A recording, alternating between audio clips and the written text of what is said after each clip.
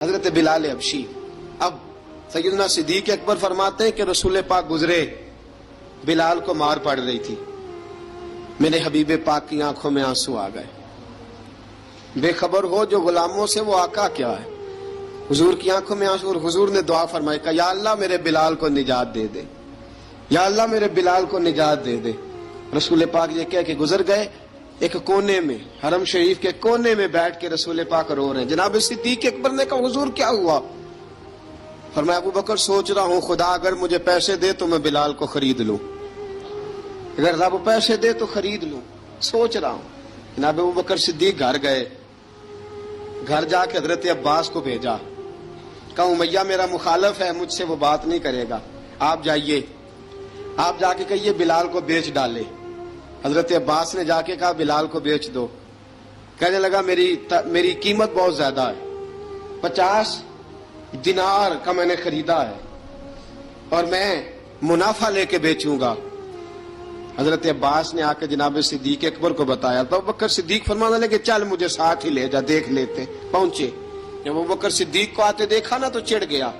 کہنے لگا ابو بکر اگر تو بلال کو خریدنا چاہے تو وہ جو تیرے پاس رومی غلام ہے وہ مجھے دینا پڑے گا، 2 لونڈیاں اس کے ساتھ دینی پڑیں گی، اور یہ 50 دینار کا ہے، میں تجھ سے 2000 دینار لوں گا. 50 دینار کا ہے، 2000 دینار لوں گا. حضرت صدیق اکبر رضی اللہ تعالیٰ عنہ نے فرمایا مجھے منظور ہے، مجھے منظور ہے، منظور ہے مجھے. تو ابو بکر صدیق نے وہ تینوں غیر مسلم غلام لیے، 2000 دینار لیے.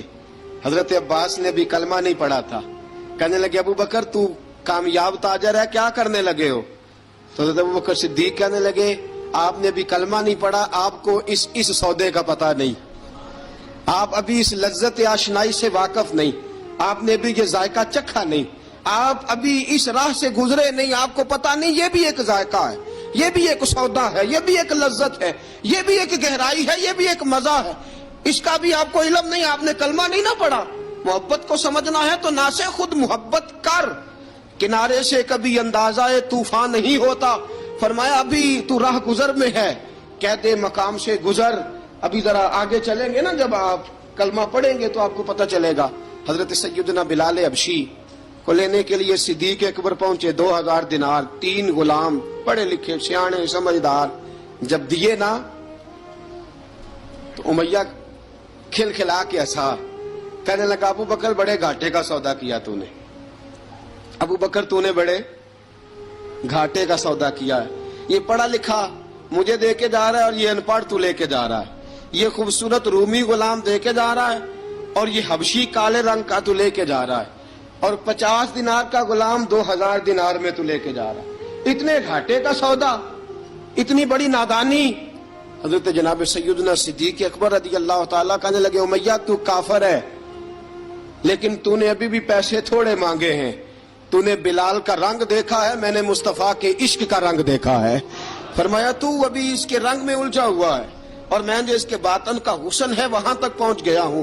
حضرت سیدنا بلال حبشی رضی اللہ تعالیٰ عنہ ساتھ کھڑے. جناب ابو بکر صدیق رضی اللہ تعالیٰ عنہ نے ارشاد فرمایا اگر میں یمن کا حکمران ہوتا، یمن کا بادشاہ ہوتا، اور تو مجھے کہتا کہ بلال میں تب دوں گا جب تو مجھے یمن کی حکمرانی دے گا.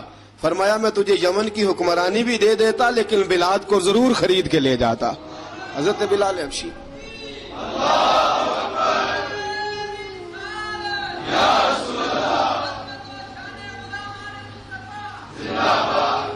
جناب سیدنا بلال حبشی، حضرت سیدنا ابو بکر صدیق فرماتے ہیں جب میں بلال کو لینے گیا تو حال پتہ کیا تھا؟ ادھر دیکھیے گا.